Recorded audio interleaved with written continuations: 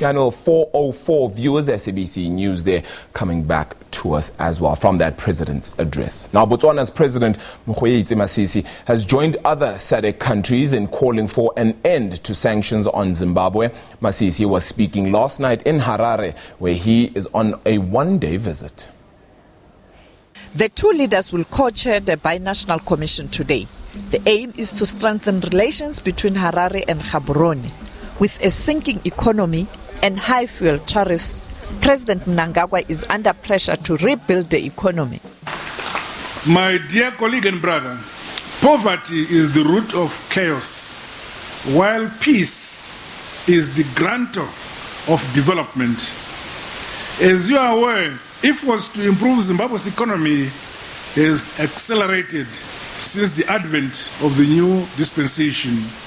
However, we remain burdened by illegal Western sanctions which continue to weigh heavily against our developmental efforts. This has been coupled with the recent nefarious attempts by detractors to destabilize our peace and stall our quest to improve the well-being of our people. In light of the various attacks against the peace-loving people of our country, we are grateful for the support and invaluable contribution of SADC, the African Union, and other progressive nations of the world towards Zimbabwe's economic progress, peace and stability. Botswana says the lifting of sanctions will help Zimbabwe grow its economy. Zimbabwe's economic challenges are Botswana's economic challenges. In this regard, we wish to add our voice in calling for the unconditional removal of sanctions on Zimbabwe. We recently made the same call as SADC leaders, and we all stand by that pronouncement.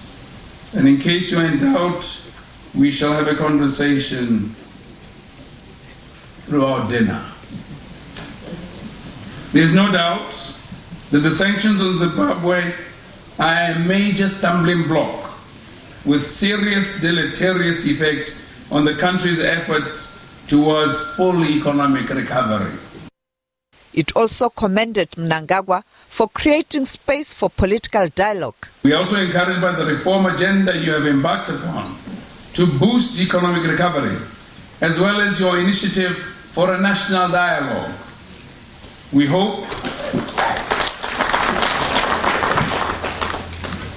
that this will not only serve as a catalyst for national reconciliation, but will also energize the people of Zimbabwe to work together for a common purpose, namely their country's political stability, economic recovery, and prosperity.